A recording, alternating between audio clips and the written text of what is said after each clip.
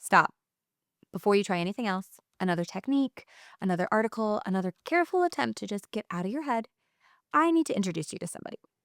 Somebody who has been in your room every single time an erection has been harder to get or harder to keep than you expected. You've never seen them before, but you felt them. There's a third uninvited person in your bed. And until you know who they are, nothing else is going to work. This is video 2 of the 5-part series called The Performance Paradox.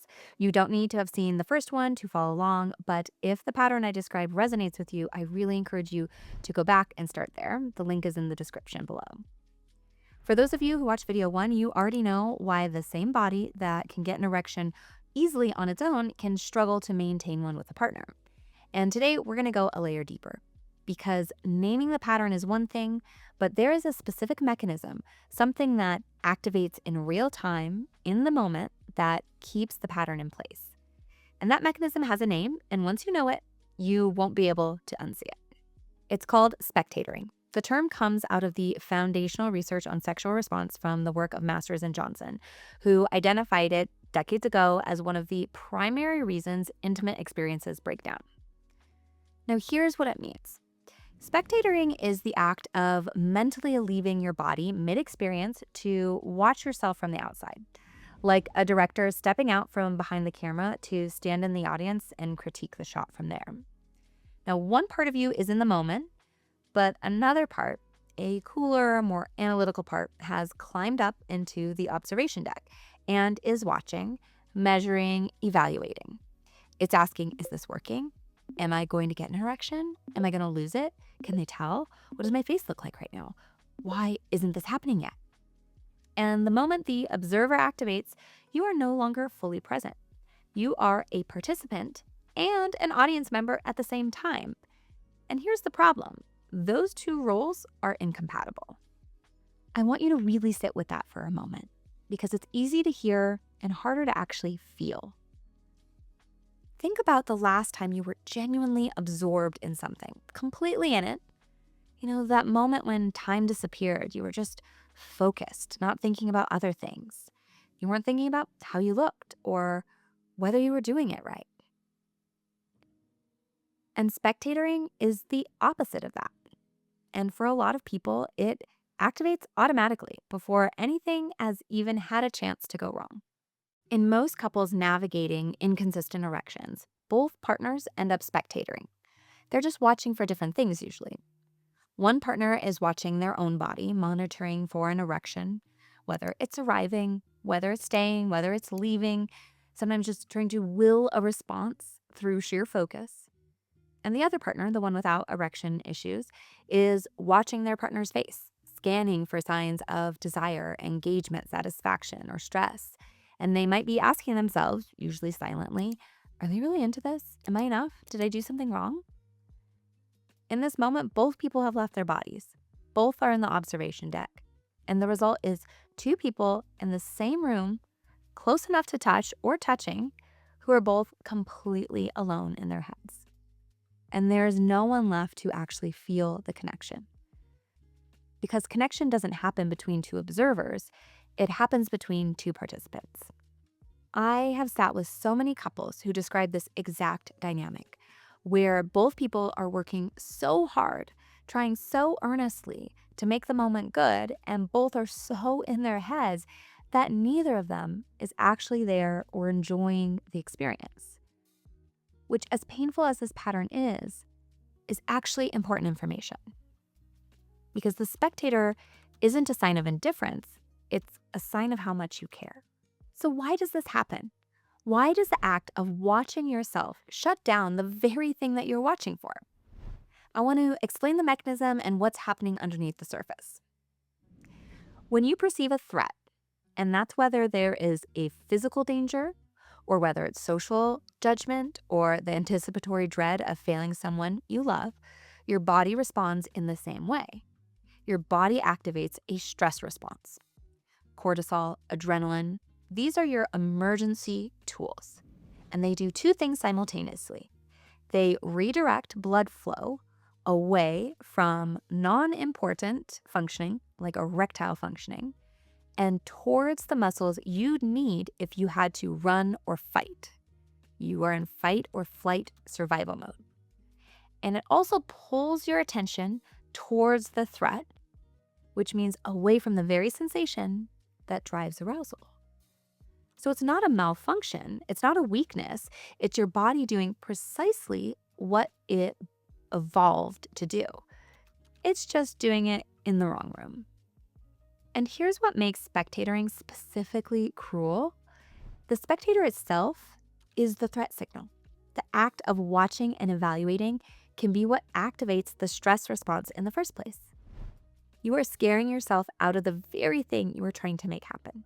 And if this happens repeatedly, if every intimate encounter carries the weight of potential failure, the nervous system starts to anticipate it. The spectator doesn't even wait for something to go wrong. It shows up at the door, which is why just relax is such useless advice. You can't relax on command when your body has already decided that this room isn't safe. I want to tell you about a couple I'll call Marco and Danny. They've been together 8 years, and the erection difficulties had been there for about half that time. And by the time they came to see me, they were doing exactly what I had just described, but they weren't aware of it yet. And both of them had built entire internal systems around the erection inconsistencies. Marco would describe the moment that sex would start as the moment he would start paying attention to everything he was doing. He would say, I felt like I was taking notes. Is it happening? Is it staying? Is it going? Is it coming? Is this going to be a good night or a bad night? And he felt like he wasn't really there, and he was more of a contractor checking the work. Danny's experience in the same situation was different, but similar and running in parallel to Marco's experience. She told me she had become hyper tuned to Marco's body, reading every signal, looking at every shift, not because she felt the pressure to do, because she wanted him to be comfortable. She didn't want him to feel alone in it, so she was watching and paying attention and scanning. And she would describe lying there and about thinking, is he okay? Is this going okay tonight? If it doesn't, is this going to be a spiral? Is this going to turn into a big thing? What's going to happen? It was two people in the same room, both of them so in their heads and in their own way up in the observation deck. When I introduced them to the concept of spectatoring, both of them in the same session, something shifted for them. Marco looked at Danny and said, oh my gosh, you're doing this too? You're in your head so much? And she said, yeah, I thought I was helping. And that's the thing about the spectator. It doesn't show up because you stopped caring. It shows up because you care so much that your brain decides the stakes are too high to just be present for it. Marco was monitoring his erections, and Danny was monitoring Marco, monitoring his erections, and neither of them were actually there. Here's how I want you to think about this instead of the spectator meaning that you're broken or anything else. Instead, think of it as a misplaced survival mechanism. Your brain developed the capacity for self-monitoring because that capacity is useful in many, many contexts.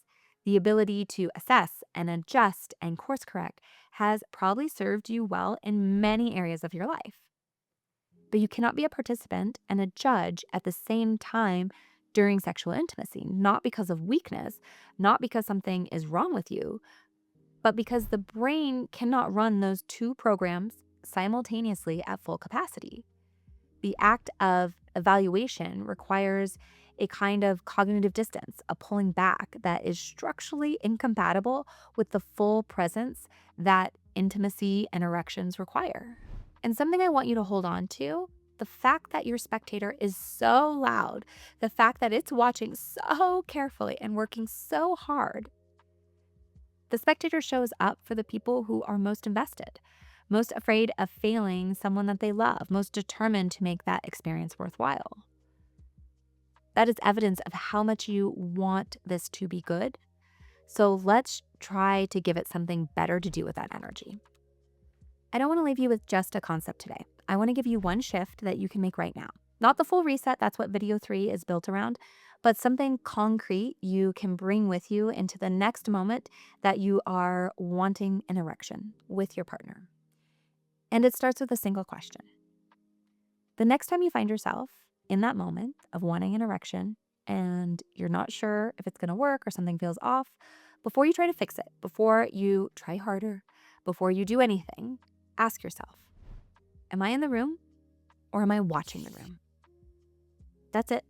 That's the first move. Here's the thing about that question. The moment you ask it, you've already created a small gap between you and the evaluation. You're no longer fully inside the spectator. You're noticing it from a slight distance. And that gap is where change can live.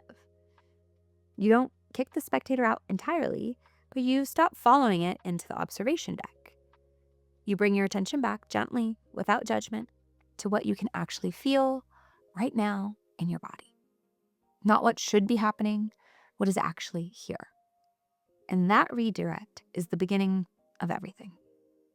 Now that question, am I in the room or watching it, is a practice. It doesn't resolve everything in one night, but it gives you somewhere to put your attention instead of the evaluation loop. And that's not nothing. That's actually the foundation of everything that comes next.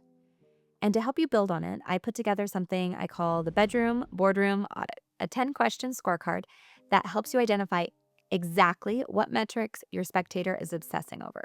Because not all spectators are the same. Marco's was watching for an erection. Danny's was watching Marco. Yours might be watching something else entirely. Knowing your specific pattern is what makes the work in video 3 land properly. So grab it in the link in the description below and bring it with you. It's free, just a tool for you to use. In the next video, video 3, we're getting physical in the least complicated way possible. I'm going to give you a 10-minute exercise that you can do with your partner that same night after you watch the video that requires zero performance from either of you, no goal to reach, nothing to succeed at or fail at. It's called Sensate Focus, and it comes out of some of the most well-established research in sex therapy. What it does specifically is gives the nervous system a way to be near your partner without the spectator having anything to watch for. 10 minutes, no performance required from either of you. That's it. That's in video 3. So let me leave you with this. The spectator in your room is not an enemy. It's not a symptom of something broken inside you. And now you know who's been in the room with you. And that's not a small thing. I'll see you in the next one.